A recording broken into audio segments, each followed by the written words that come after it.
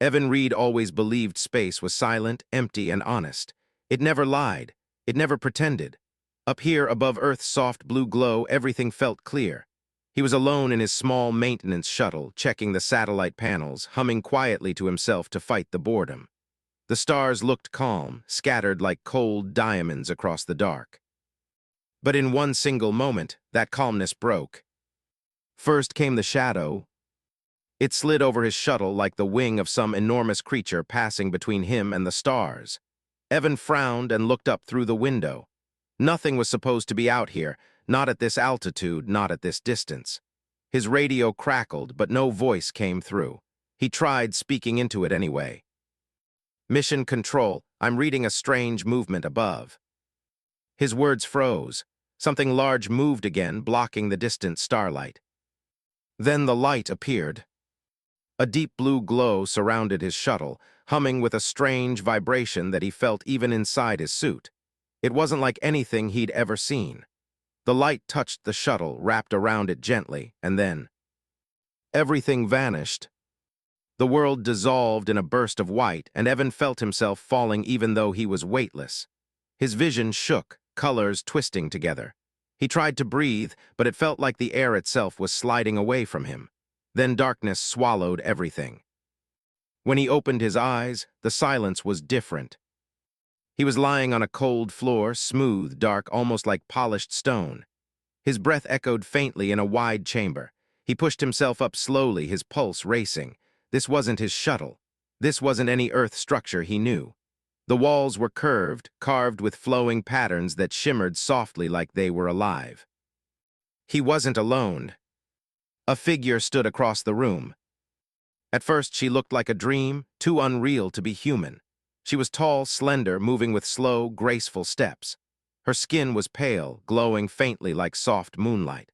Long silver hair drifted around her shoulders as if the air obeyed her, not gravity. And her eyes, they were the deepest red he had ever seen, glowing like embers hidden under ash. She stared at him with a quiet intensity, as if she had been watching him long before he woke up. Evan's voice cracked. Where am I?" She didn't answer immediately. Instead, she studied him, every breath, every tremble in his hands, every fear hiding behind his eyes. When she finally spoke, her voice echoed gently around the chamber, soft like velvet but carrying something ancient beneath the surface. "You are safe, human." Safe, Evan almost laughed. His heart was racing too fast to feel safe. "Who are you?" he whispered, taking a cautious step back. She stepped forward, and for the first time he noticed the fangs, small, sharp, sliding slightly behind her lower lip. They were not the fangs of an animal. They were refined, elegant, terrifying. "My name is Lysara," she said, "last daughter of the Sangril." The word meant nothing to Evan, but the way she said it made him shiver. She tilted her head, watching his reaction. "In your language, you would call my people vampires." Evan's breath hitched. He stumbled back another step, but she didn't move to hurt him. She only looked at him with a strange mix of hunger and sadness, as though she wanted to reach out but was afraid her touch would break him. "Why am I here?" he asked. His voice was barely a whisper now. Lysara looked away for the first time, her expression tightening with something that looked like guilt or pain. "Because I chose you," she said quietly. "Because I could not let you drift alone in your small metal shell. Because," she paused, her eyes lowering, "because I have been alone too long." Her words hung in the air like a quiet confession. Evan felt a cold chill travel through him. He didn't know what she wanted. He didn't know what he could do. He only knew one thing for certain. He was trapped on a ship far from Earth, and the beautiful alien vampire standing before him had no intention of letting him leave. Evan Reed lost track of time inside the alien spacecraft. There were no windows, no natural light, no sunrise or sunset to guide his senses. Every corner of the ship glowed with a soft blue brightness, as if the walls themselves were breathing. The air was always still, always warm, always filled with a faint, sweet scent that made him feel both calm and uneasy. Lysara visited him often. She never entered loudly. She walked without sound, her steps gentle, her movements flowing like mist. Evan always felt her presence before he saw her, like a cool wind brushing against his skin. He lived in a single chamber, spacious, quiet, almost too perfect. The silver bed floated a few inches above the floor. The walls curved around him like a protective shell. There were no locks, but he knew he was not free. He had only one place to walk, one place to sit, one place to think. Lysara brought him food that tasted strange but comforting, soft fruits, warm bread-like slices, and clear water that tasted sweeter than any he'd ever had. She made sure he never felt hunger or thirst. Yet Evan understood that this comfort was still a form of captivity. One day, when she entered, Evan decided to face the truth. "Lysara," he said softly, "why am I really here?" She paused near him, her crimson eyes glowing faintly in the dim light. For a moment, she looked unsure, almost afraid to answer him. Her long silver hair fell over her shoulders as she lowered her head. "I told you," she whispered, "I chose you." "But why me?" Evan asked. "You could have taken anyone from Earth, or none of us." She didn't respond right away. She walked slowly toward the wall, touching it with her pale fingers. The patterns on the metal lit up under her touch, swirling like living ink. Her voice broke the silence after a long moment. "My people are gone," she said quietly. "My world is dust. My sisters turned to ash. My mother disappeared into the void. I have wandered alone for centuries." Her voice was soft, but the emotion in it was sharp, like a wound that never healed. Evan felt a tightness in his chest. He had never seen her look so fragile, so close to breaking. For the first time, he saw not a captor, not a monster, but a soul drowning in loneliness. She turned toward him again, her eyes shining with something deep and painful. "When I saw you in that small human machine, you looked so helpless, drifting in the darkness, and she hesitated, her voice trembling. "I could not watch another life fade, not again."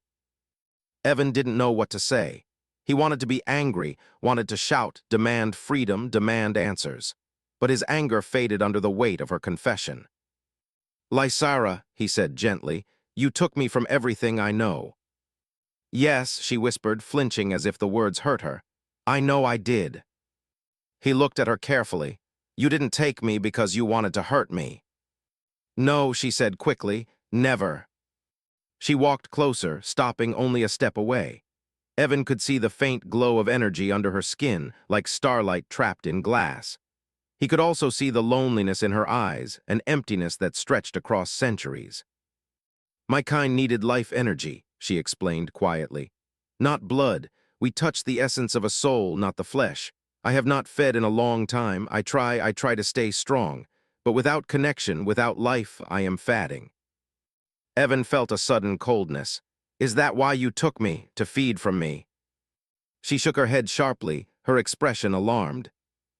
"No, I did not bring you here to take anything from you." Her eyes softened, the red glow warming into something gentler. "I brought you because I saw a light in you, a heart not yet hardened by fear. I thought maybe if I was not alone, I would not fade." Her honesty shook him. Evan finally sat down, running a hand through his hair. His mind swirled with fear, confusion, pity, and something else he couldn't name. Lysara knelt slowly in front of him, lowering her tall form to meet his eyes. "I will not harm you. I will not force you to give me anything. I only ask," she swallowed, her voice almost breaking. "Do not abandon me to the silence." Evan stared at her, this ancient, beautiful, lonely vampire who had crossed galaxies and centuries, only to fear being left alone again. He didn't answer, he couldn't yet. But he also didn't pull away. For now, that was enough. Evan slowly adjusted to life inside the silent alien ship. What began as fear turned into a strange, quiet routine. He walked the curved chamber, he ate the soft, alien food Lysara brought him, and he waited. He waited for her presence because even though she was his captor, she was also the only other being in this floating world of metal and starlight. Lysara visited often, not out of duty, but something much deeper. She never rushed. She moved like time meant nothing to her, like every action was a small, careful ritual. She would sit across from him, her long silver hair flowing around her like mist, her crimson eyes watching him with a softness she didn't always understand. Some days she spoke. Some days she stayed quiet and simply watched him, as if listening to the sound of his breathing brought her peace. Evan learned small things about her, little pieces she shared slowly, like someone afraid to break open a long-locked door. She showed him books from her world, thin, glowing pages filled with symbols and art. She touched the pages with a finger, and the images moved, stars forming, cities rising, people with pale skin and bright eyes dancing under unfamiliar moons. "This was my home," she whispered once, tracing the picture of a tall crystal tower. "The capital of the Sangrel Dominion, a place filled with life and music. My sisters used to dance in these halls." Her voice softened with memory, then dimmed with sorrow. "It is all gone now." Evan listened quietly. He had never seen her cry, not like humans did, but her eyes shone with a distant pain. "How did it happen?" he asked gently. "A plague," she said. "A sickness that stole life energy. Our strength became our weakness. We fed on the energy of stars, of living things, but when the sickness came, everything turned dim. My people fell into sleep, then into ash." She closed the book slowly. "I survived. I do not know why." Evan felt something shift inside him. He had lost people too, though not in the same way. But loneliness was a language he understood, and he recognized it in her every movement. She looked at him again, her eyes steady. "You feel sympathy," she said softly. "You do not hide it." He nodded. "Anyone would." "No," she replied. "Not anyone. Many humans fear what they do not know. You look at me without hatred." He wasn't sure how to answer. She stepped closer, moving slowly so she didn't frighten him. She knelt beside him, folding her long limbs gracefully beneath her. "May I show you something?" she asked. He hesitated, but curiosity won. "Okay." She placed her hand lightly against his forehead. Her touch was cool, almost comforting. In an instant, his mind filled with images, soft, bright, overwhelming. He saw Lysara standing among thousands of her people, their silver hair shining under a sky with 3 moons. He saw them laughing, dancing, drawing energy from glowing crystals. He felt her joy, her pride, her belonging. Then he saw the fall. The skis darkened, the crystals dimmed. Her people collapsed one by one, their energies fading. Lysara stood in the ruins of her world, calling out names that never answered. The vision faded, leaving him gasping. Lysara withdrew her hand slowly. "That is only a piece of my memories," she whispered. "The rest I keep locked away, too painful." Evan wiped his forehead, shaken. How long have you been alone?" She looked away. "Hundreds of your years, maybe more. Time loses meaning when no one shares it with you." He stared at her with new understanding. She wasn't just lonely. She was living in a silence older than his entire nation. "And now I brought you here," she said softly, "to fill the silence, to feel alive again." Her honesty stunned him. Evan felt something warm and painful in his chest. "Lysara, I can't replace all you've lost." "I do not ask you to," she said gently. "I only ask, let me know you, let me feel your presence, let me believe the universe still holds something living." He didn't answer with words. Instead, he sat beside her, close, not touching but near enough for her to feel his warmth. Lysara closed her eyes, and for the first time since he met her, a small, almost human smile touched her lips. In that silent chamber of stars and shadows, a fragile bond formed, one that neither of them fully understood but both desperately needed. The strange peace between Evan and Lysara continued for several days, maybe weeks. Time blurred inside the silent ship. Evan no longer feared her the way he once did. He still missed Earth, still felt trapped, but the aching fear in his chest had softened into something else, something confusing and fragile. But the ship itself seemed to sense when something was wrong. One night, if it was truly night, Evan awoke to a distant alarm echoing through the metal corridors. The sound vibrated through the walls like a heartbeat out of rhythm. He jumped from his floating bed, fear surging through him. "Lysara," he called, stepping toward the sliding door. It opened before he touched it. Lysara stumbled inside. She looked nothing like the calm, collected guardian he had grown used to.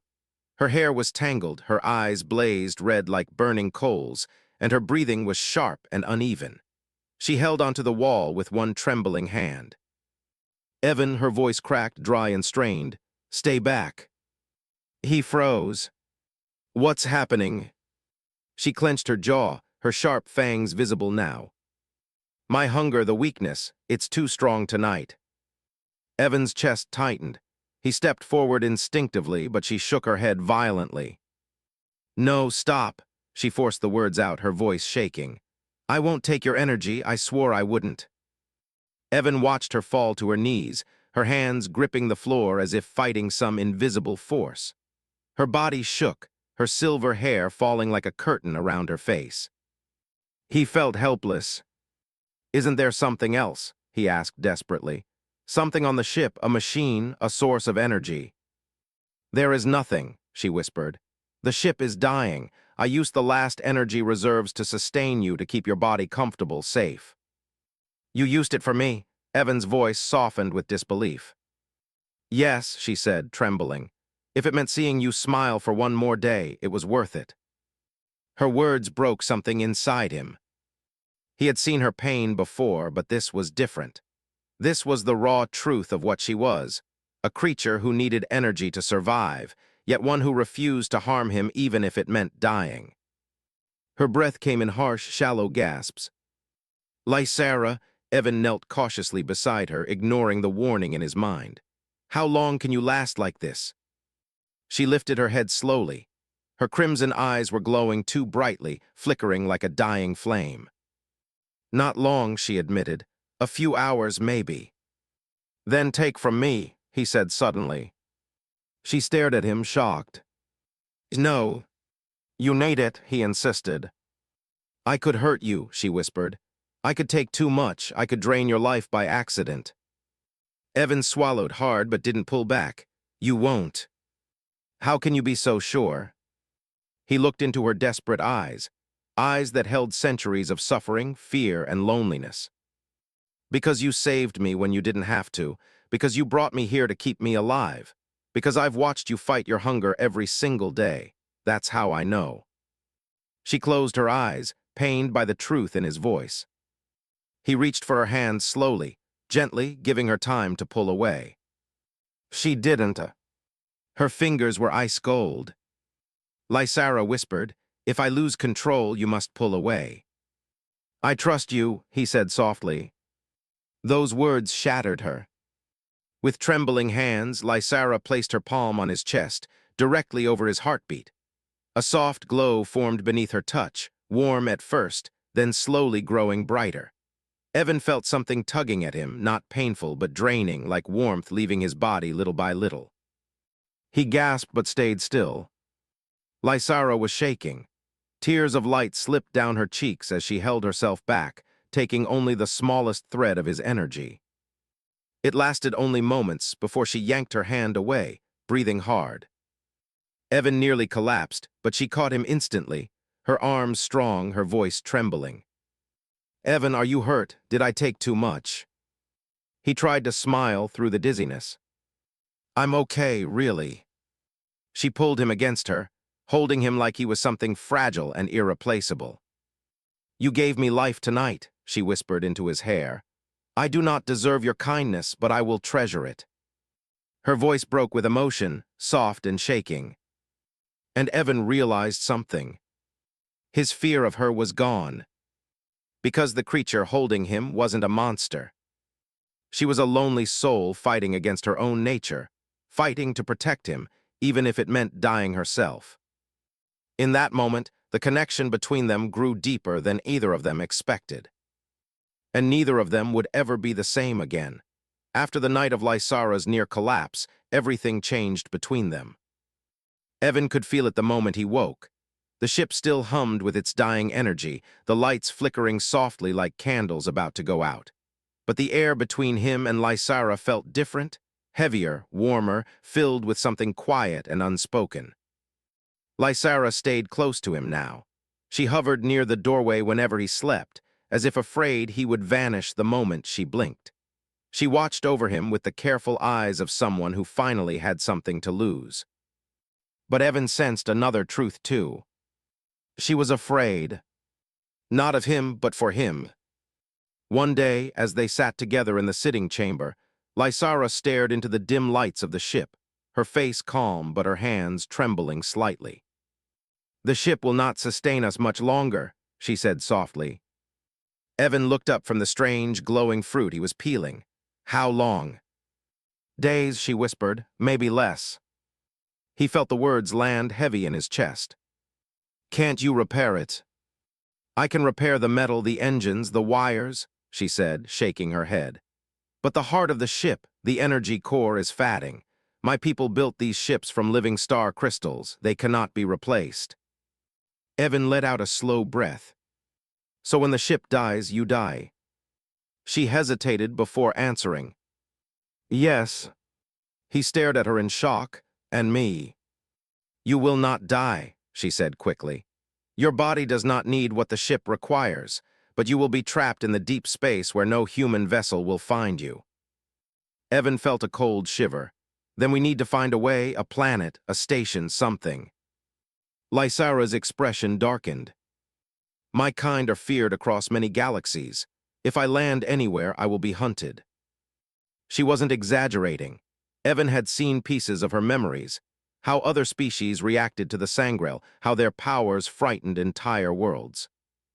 "So I stay with you," Evan said quietly, "and then what? We both just wait for the end." She turned to him sharply, her eyes shining. "No, you must live." "And leave you to die alone?" he said, anger rising in his voice. "No, absolutely not." Lysara rose to her feet, her long silver hair flowing, her crimson eyes glowing intensely. "You do not understand," she said, voice shaking. "If I stay with you until the end, I will drain myself trying to protect you. My instincts will not let me stop. I will keep giving you my strength, even if it destroys me." Evan stood up too, meeting her height as best as he could. "I didn't ask you to kill yourself for me." "You didn't have to," she whispered. "I would do it anyway." Silence filled the chamber. A painful silence. Finally, Evan spoke softly. "There has to be a solution." "There is one," she said, turning her back to him. Something in her voice made Evan's chest tighten. "What solution?" She didn't answer at first. When she finally turned around, her face was calm, but her eyes were full of tears she could not let fall. "I will return you to Earth." The words hit him harder than any blow. "No," Evan said immediately. "I'm not leaving you." Lysara closed her eyes. "You must." "Why?" "Because I am killing you," she whispered. "Every day the ship's air grows thinner, the gravity weakens, your human body is suffering even if you do not feel it yet." Evan shook his head. "I'm not leaving you here to die."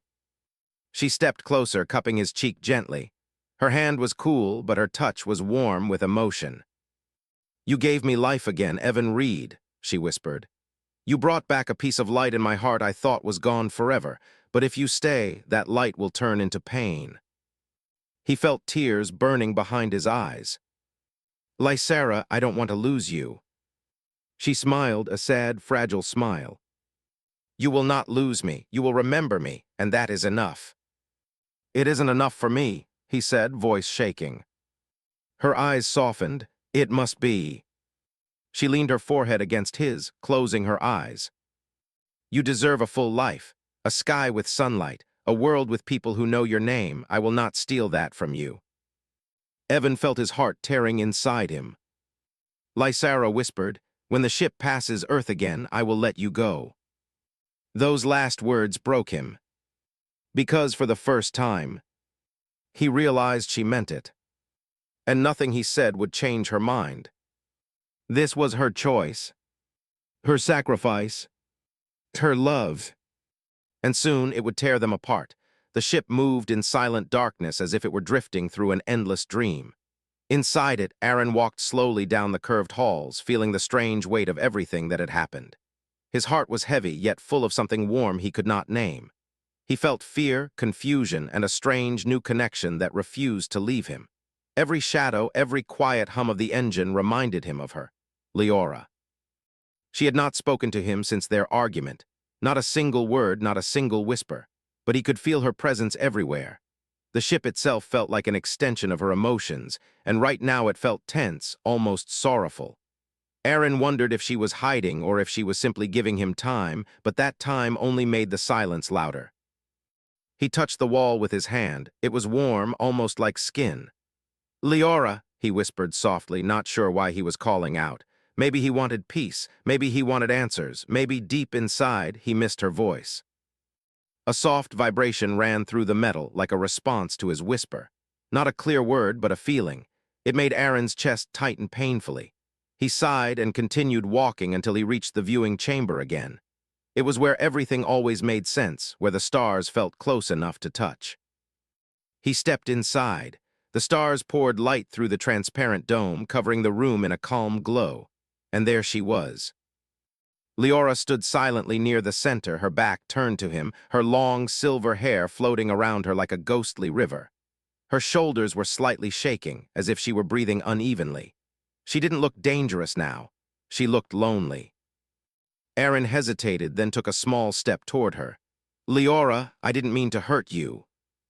She didn't turn, her voice came out low, fragile. You wish to escape me, that is the only truth. That's not true, he said softly. It is, she whispered, her voice cracked. You fear what I am, you fear the darkness inside me, you think I am a monster. Aaron swallowed hard. I didn't say that. You didn't need to, she lifted her hand, touching the glass of the dome. I felt it. For a long moment, neither of them spoke. The silence stretched out like a thin thread between them, tight, delicate, ready to snap. Aaron finally stepped closer, stopping just behind her. Leora, I don't fear you. I fear losing myself. I fear being trapped. Anyone would. A faint shiver ran through her body. But, he continued quietly, I don't want to leave because I hate you. I just want to understand why you brought me here, why you care so much. Leora slowly turned toward him, and the sight hit him hard. Her eyes, usually sharp and glowing, looked dim now, full of sadness and longing. Because you were the first human who did not scream when he saw me, she whispered. You looked at me like I was someone. Aaron felt something break softly inside his chest. I thought, she continued, if I kept you here you would never leave me. I thought maybe you would stay on your own. Her voice trembled slightly. But I see now I was wrong. She lowered her gaze, tears glowing faintly at the edge of her lashes. If you wish to go home, I will take you, even if it breaks me. Aaron stared at her, this powerful, immortal being who could crush him, who had captured him, who had frightened him, yet now stood before him looking small, scared, almost human. Slowly, carefully, he reached out and placed his hand over hers. Leora froze. I don't want to go home, Aaron said softly. Not yet. Her breath caught. I want to understand you, he whispered. I want to know who you are when you're not hiding behind your power or your fear. I want to know the real Leora. Her lips parted in silent surprise. You don't have to trap me, he added gently. You just have to trust me to stay. A tiny, trembling hope lit her eyes. You will stay. Aaron nodded once. Yes, but let me stay because I want to, not because I'm your prisoner. The air seemed to warm around them. Leora stepped closer, her hand softly tightening around his. Then I will trust you, she whispered. And I will protect you, not as a captor, but as someone who does not wish to lose you. Aaron felt his heartbeat slow, calm, steady. The fear that once filled him faded, replaced by something deeper, something gentle. He didn't pull away. Neither did she. In the quiet of the stars, in the soft glow of the viewing chamber, something new began between them, something fragile but real. Not chains, not fear, but connection, the kind that even a vampire in the cold emptiness of space could feel.